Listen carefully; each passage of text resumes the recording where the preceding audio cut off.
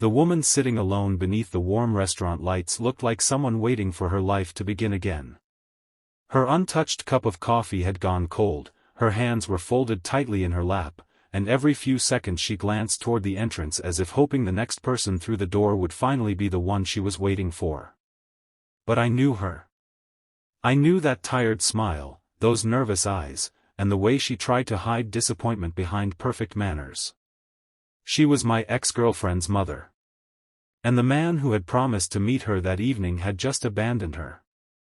I had no business walking over. I had no reason to interfere.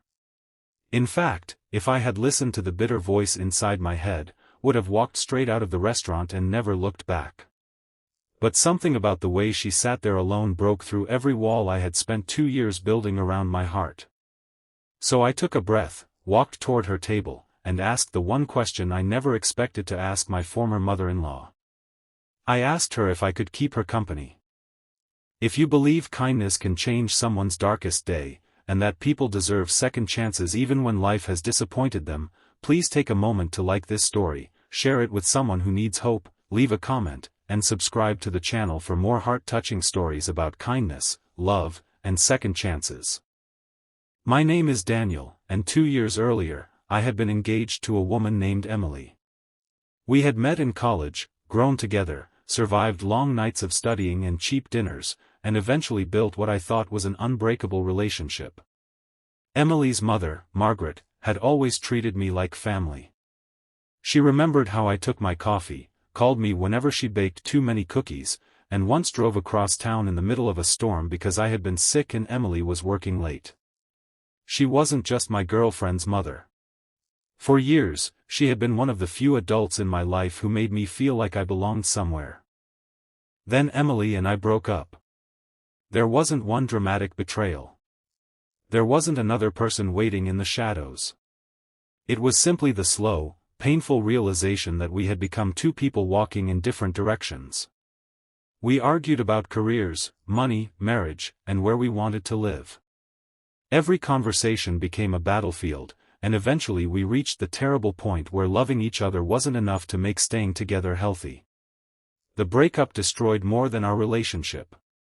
It fractured my connection with Margaret too. I stopped calling because I thought it would be disrespectful to Emily. Margaret stopped calling because she probably believed I needed space. Months became a year, and then another. Occasionally, I would hear something about them through mutual friends, but I deliberately kept my distance. Then, one rainy Thursday evening, I walked into a restaurant after a long day at work. And there she was. Margaret. At first, I wasn't completely sure it was her. She looked older than I remembered, though not in the way people age from birthdays. She looked tired in a deeper way, as if life had been quietly asking too much of her for too long. Her hair, once always carefully styled, was pulled back loosely. She wore a simple blue dress and kept checking her phone. I watched from across the room for several minutes. A waiter approached her and asked if she wanted to order. She politely said she was waiting for someone. 20 minutes later, she checked her phone again. Then another 10 minutes passed. She called. No answer. She tried again. Still nothing. The waiter returned, and Margaret finally ordered a coffee.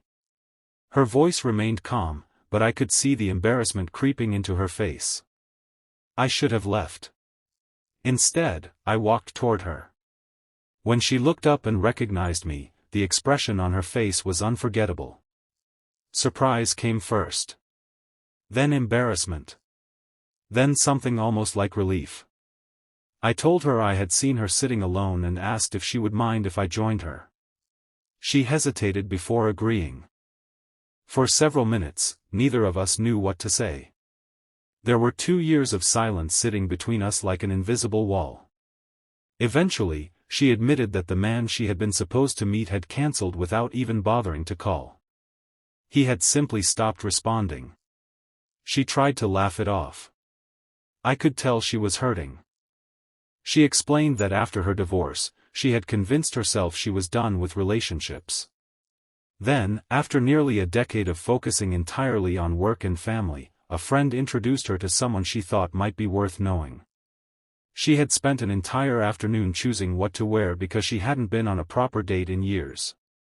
And now she was sitting alone, wondering whether she had made a fool of herself. I told her she hadn't.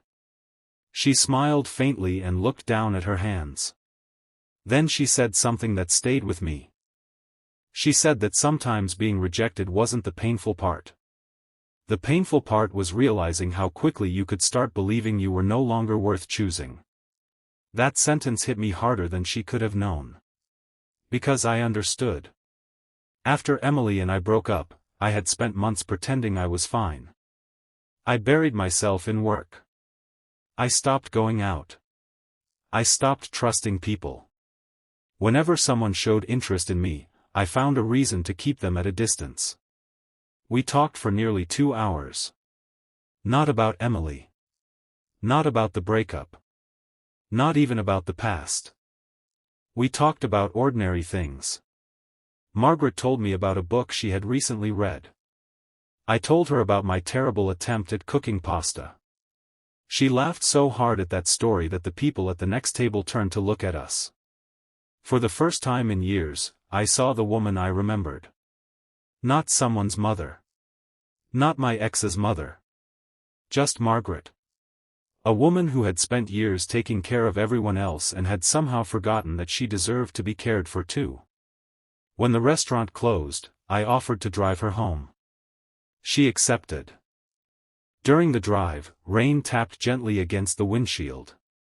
The city lights reflected across the wet roads, turning everything into a blur of gold and silver. Before getting out of the car, Margaret thanked me. Then she paused. She said she had been afraid that I hated her family after the breakup. I told her I never had. She asked why I disappeared. I admitted that I thought staying away was the respectful thing to do. She looked out the window and quietly told me that sometimes people leave because they think they are protecting others, when all they really do is make everyone feel more alone. I didn't know how to respond. So I simply told her I was sorry. She smiled. And that night, something changed. Not romantically. Not magically. Just humanly. I started checking on her. At first, it was once every few weeks. Then once a week. Sometimes we met for coffee. Sometimes she called me when she had a bad day.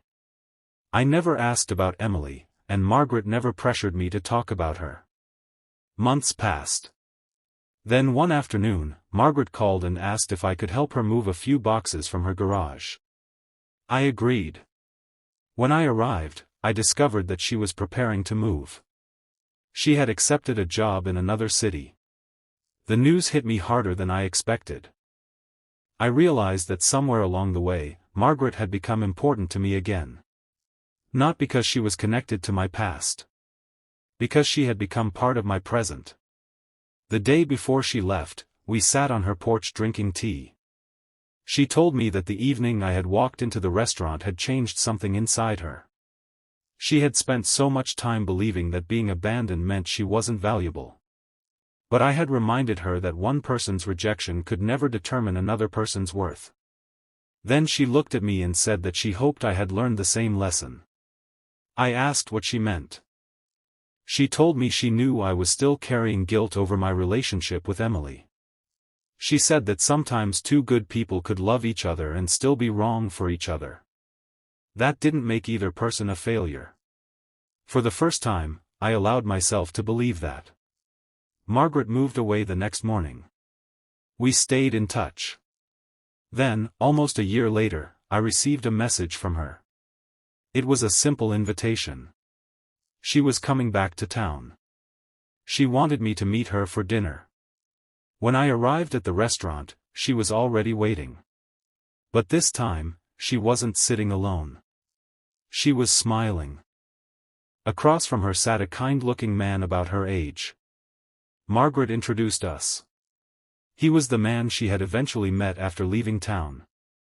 The relationship had started slowly, she explained, because neither of them wanted to rush into anything. I was genuinely happy for her.